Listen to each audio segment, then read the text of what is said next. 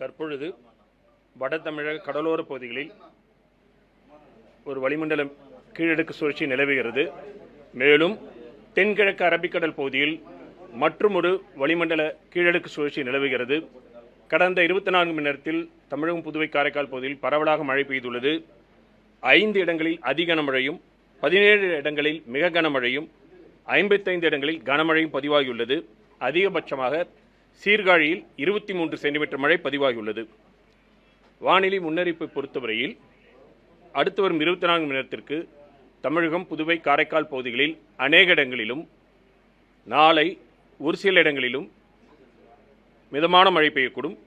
கனமழைக்கான எச்சரிக்கையை பொறுத்தவரையில் அடுத்து வரும் 24 மணி நேரத்திற்கு திருவாரூர், நாகப்பட்டினம், மயிலாடுதுறை, கடலூர், விழுப்புரம், திருவண்ணாமலை, செங்கல்பட்டு ஆகிய மற்றும் புதுவை, காரைக்கால் பகுதிகளில் ஓரிரு இடங்களில் கனமுதல் மிக கனமழையும், தூத்துக்குடி, விருதுநகர், நெல்லை, தஞ்சை, கள்ளக்குறிச்சி, சேலம், வேலூர், ராணிப்பேட்டை, காஞ்சிபுரம், திருவள்ளூர் மற்றும் சென்னை ஆகிய மாவட்டங்களில் ஓரிரு இடங்களில் கனமழையும் பெய்யக்கூடும். நாளை குமரி, நெல்லை, தூத்துக்குடி, ராமநாதபுரம் மாவட்டங்களில் ஓரிரு இடங்களில் கனமழைக்கான வாய்ப்புள்ளது.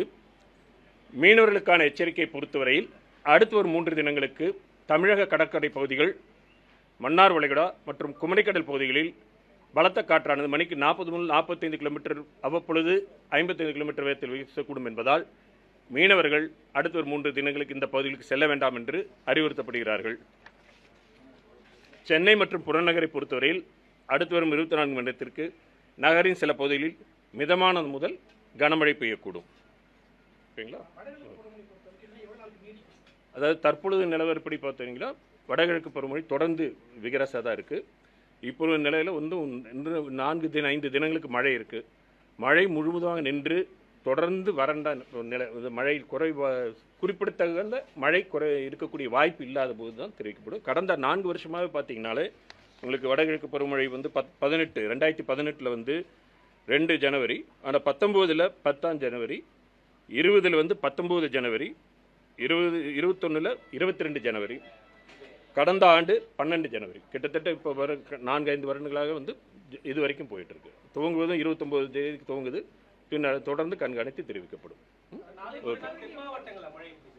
நாளை மறுநாள் அதாவது அடுத்து வரக்கூடிய அந்த 2 தினங்கள் நம்ம சொல்லியிருக்கோம். அதுக்கப்புறம் வந்து மழை குறைகிறது. தென் மாவட்டங்களில் வந்து கனமழைக்கான வாய்ப்பு இருக்குது. அந்த இதில் அந்த குமரிக்கடல் அந்த பகுதிகளுக்கு, குமரியை ஒட்டி இருக்கக்கூடிய மாவட்டங்களுக்கு இப்போ வந்து பார்த்தீங்கன்னா 11, 12 தேதிகளை பொறுத்த வரைக்கும் அந்த இடத்துல வந்து ஒரு இதில் மழைக்கான வாய்ப்பு இருக்குது. சென்னை வட மாவட்டங்களை பொறுத்த வரைக்கும் இன்னைக்கு வந்து கொஞ்சம் மிதமானது இருக்கும். அதாவது ஸ்பெல்ஸாக இருக்கும், ரெயின் ஸ்பெல் இருக்கும், கேப் இருக்கும், ரெயின் ஸ்பெல் இருக்கும். மொத்தமாக பார்க்கும் பொழுது ஓரிரு பகுதியில் வந்து கனமழையாக வரக்கூடும். பெரும்பாலும் 5, 6, 7 அந்த மாதிரி இதில் 5, 4 அதில் பெரும்பாலான இடங்கள்ல இருக்கும். ஓரிரு இடங்கள்ல இருந்து கனமழைக்கான வாய்ப்பு இருக்கு.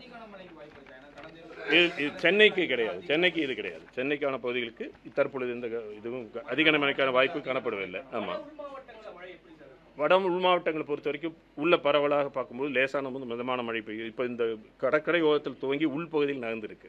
உள்பகுதியில் அதனால தான் திருவண்ணாமலை அங்கே பகுதிக்கெல்லாம் நம்ம கனமுதல் மிக கனமழை கொடுத்துருக்குறோம். கடந்த 24 மணி நேரத்தை பொறுத்த வரைக்கும் இந்த ஜனவரி மாதத்தில் நம்ம இப்போ மழை பெஞ்சிட்டு இருக்கு இல்லையா? இப்போ நம்ம பார்த்தோம் இந்த 5 இடங்கள் அதிக கனமழை, 17 இடங்களில் கனமழை, இதெல்லாம் பார்க்கும் பொழுது நாகப்பட்டினத்து இது புதுவை பொறுத்த வரைக்கும், புதுச்சேரி பொறுத்த வரைக்கும் இப்போ கடந்த 24 மணி நேரத்தில் பதிவானது 125 மில்லிமீட்டர். இதற்கு முன்பு பார்த்தீங்கன்னா 78 மில்லிமீட்டர். இதுதான் அதிகபட்ச மழை. ஜனவரி மாதத்தை பொறுத்தவரையில் புதுவையில் இது அதிகபட்ச மழை, முதலாவது அதிகபட்ச மழையாக இருக்குது. நமக்கு வந்து கடலூரில் இது 2வது, நாகப்பட்டினத்தில் 2வது அதிகபட்ச மழையாக இருக்குது. கடலூரில் 3வது அதிகபட்ச மழை ஜனவரி பொறுத்த வரைக்கும். இப்போ நாகப்பட்டினத்தை பொறுத்த வரைக்கும் இப்போ 205 மில்லிமீட்டர் பதிவாயிருக்கு.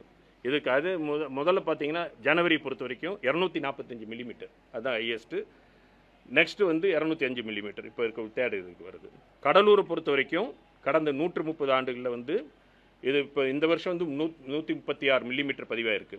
இதுக்கு முன்பு பார்த்தீங்கன்னா 197 மில்லிமீட்டர், அதுக்கப்புறம் 153 மில்லிமீட்டர் இருந்தது. இப்போ இது செகண்டாக வந்திருக்கு. இது வந்து 3வது இருக்குது. ஸோ புதுவை பொறுத்த வரைக்கும் இது ஃபஸ்ட்டு, இது கடலூரை பொறுத்த வரைக்கும் இது தேர்டு ஹையஸ்ட்டு. நாகப்பட்டினத்தை பொறுத்த வரைக்கும் இது செகண்ட் ஹையஸ்ட். அதாவது ஜனவரி மாதத்தில் அதிக கனமழை, அந்த மாதிரி கனமழையை பொறுத்து அதிக கனமழையில் கனமழையை பொறுத்தவரைக்கும் பதிவான கனமழை விவரத்தை பார்க்கும் பொழுது கடந்த 24 மணி ரெக்கார்டை வச்சு பார்க்கும் பொழுது இது புதுச்சேரிக்கு இது ஹையஸ்ட்டாக இருக்குது ஜனவரிக்கு. இப்போ வந்து ஒரு 4-5 நாட்களுக்கு இப்போ இந்த மாதிரி இருக்குது. ஏன்னா நமக்கு வந்து தற்பொழுது பார்த்தோம்னா எல்னினோ ஆண்டு நமக்கு எல்லாருக்கும் தெரியும். எல்னினோ ஆண்டு வட இந்திய கடல் வந்து வெப்பமாக தான் இருக்குது இன்னும். அப்புறம் வந்து எம்ஜிஓவும் பாசிட்டிவாக இருக்குது. இதில் ஈஸ்டர்லி வேவ்ஸ் மூவ் ஆகுது. இதெல்லாம் பார்க்கும்போது கிழக்கு திசை காற்றில் இருக்கக்கூடியது. அதை பொறுத்த வரைக்கும் மேலும் பார்த்தோம்னா வங்கக்கடலை பார்க்கும் பொழுது வடக்கு வங்கக்கடலிருந்து வடகிழக்கு திசை காற்றும், கிழக்கு திசையிலிருந்து கிழக்கு திசை காற்றும் ஒன்று கன்ஃப்ளூயன்ஸ் ஆகுது. ஸோ இதெல்லாம் இருக்கக்கூடிய சூழ்நிலை வந்து பொதுவாக அந்த பகுதி வந்து இன்னும் நல்ல க்ளவுடு ஃபார்ம் ஆகிறதுக்கான நல்ல நிலை இருக்கிறனால விட்டு விட்டு நமக்கு கிடைச்சிட்டு இருக்கு. மழை கேப் இருக்குது, திருப்பி மழை வருது. இதை வந்து தொடர்ந்து கண்காணித்து பார்ப்போம். வரக்கூடிய மேற்கு தொழில் இல்லை, இது கிழக்கு திசை காற்று தான் போயிட்டு இருக்கு. இங்கே கிழக்கு திசை இப்பொழுது நம்ம கடலோர பகுதி அது உள் மாவட்டங்கள், அதுக்கு தான் நம்ம பார்க்குறோம். இல்லை, எதுவும் கிடையாது, அதெல்லாம் வாய்ப்பு இல்லை, எதுவும் இல்லை. தரப்படு வடகிழக்கு பருவமழை பொறுத்த வரைக்கும் நாம் வந்து வடகிழக்கு பருவமழை அப்படிங்கும்பொழுது 3 மாத காலகட்டம் தான் எடுப்போம். அக்டோபர், நவம்பர், டிசம்பர் அந்த 3 மாத காலகட்டம் தான் எடுப்போம். அது மாறிட்டு வந்தாலும் காலகட்டம் கம்பேர் பண்ணும்பொழுது அக்டோபர், நவம்பர், டிசம்பர் அதை பொறுத்த வரைக்கும் பார்த்தீங்கன்னா இந்த ஆண்டு 455 மில்லிமீட்டர் பதிவாயிருக்கு. கடந்த ஆண்டு 445 மில்லிமீட்டர். இது 4% அதிகம். கடந்த ஆண்டு 1% அதிகம். வின்டர் சீசன் அப்படின்னு பார்த்தோம்னா நம்ம ஜனவரி, பிப்ரவரி எடுத்துக்குவோம். இந்த 8 தினங்களுக்கு பதிவானது வந்து 28.7 மில்லிமீட்டர். இந்த காலகட்டத்தின் இயல்பு 5 மில்லிமீட்டர் தான். அதனால் இப்போ சதவீதம் பார்த்தா 435% அதிகமாக காட்டும். ஏன்னா இயல்பாகவே வின்டரில் அதிக மழை இல்லை. அதனால் ஒரு 5 மில்லிமீட்டர் தான் இயல்பு அளவு. ஆனால் பெய்த அளவு 28 மில்லிமீட்டர். பனிப்பொழிவு இப்போ கம்மியாக இருக்கிறதுனால உங்களுக்கு வந்து மேகக்கூட்டம்லாம் இருக்கிறதுனால இப்போ இருக்காது. இது முடிஞ்சதுக்கப்புறம் தான் நமக்கு அந்த காலகட்டம். அதெல்லாம் ஒன்றும் நம்ம வந்து வந்து மீடியம் ரேஞ்ச் ஃபோர்காஸ்ட் தான் நம்ம இங்கே பார்க்குறோம். ஓகே,